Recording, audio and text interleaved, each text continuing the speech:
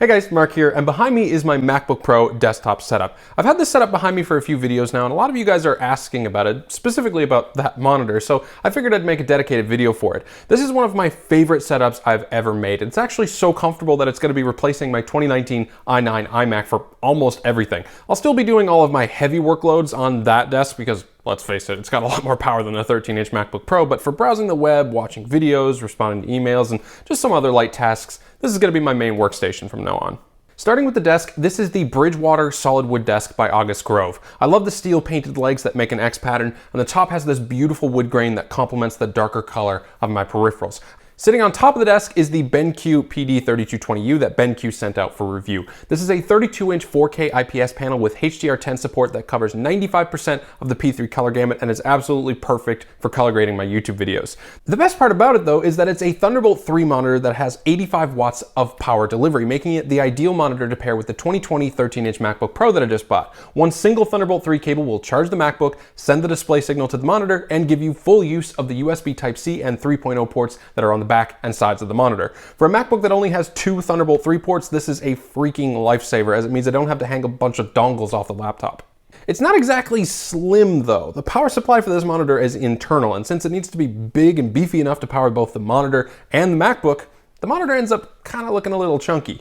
It comes with this cool little puck that can be used to easily flick through the OSD, change sources on the fly, and a few other things. I like it and it works well, but I'm sure as you've realized by now, I'm not a huge fan of visible cords on my desk, so I just don't use it. The monitor has buttons on the back for controlling it if you don't want to use the puck anyway. The metal stand of the monitor is another reason why it's easily one of the best monitors I've tested so far. It matches the space gray of the MacBook and it has a huge range of adjustments. It can go up and down, swivel left and right, tilt up and down, and it can even rotate 90 degrees for vertical viewing. As for the display, it's gorgeous. It has very slim and symmetrical bezels all the way around and is extremely clean looking with no extraneous branding.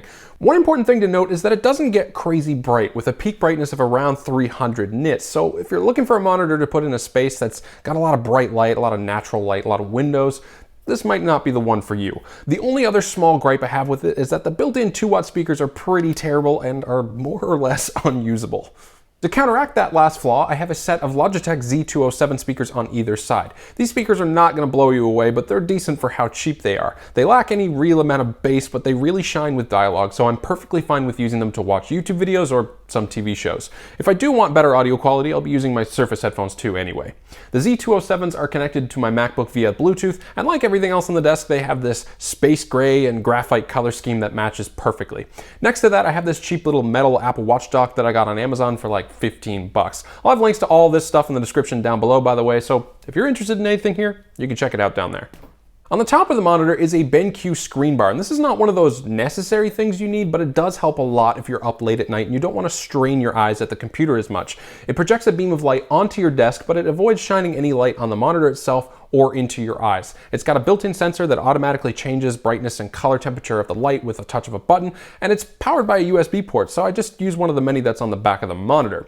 As for the mouse and keyboard, I'm running the Logitech MX Keys and an M310 mouse with a cheap faux leather mat underneath. The MX Keys is insanely comfortable. It's got adjustable backlighting for the scissor switch keys, and all the keys have these little divots that your fingers fit into very nicely. I'm usually not a fan of full-size keyboards because I like the 10 keyless versions better, but I do like this one a lot. It can also be paired with 2 other devices like an iPad and an iPhone if you want, and you can switch between all 3 of them seamlessly with these 3 keys up here at the top. The chair that I'm sitting in currently is the Serta Dover, and I got it at Staples, but I think I'm going to replace this one soonish though because it's not the right color gray for the setup, and I've been eyeing some Herman Millers anyway because I'm a little tall for this one.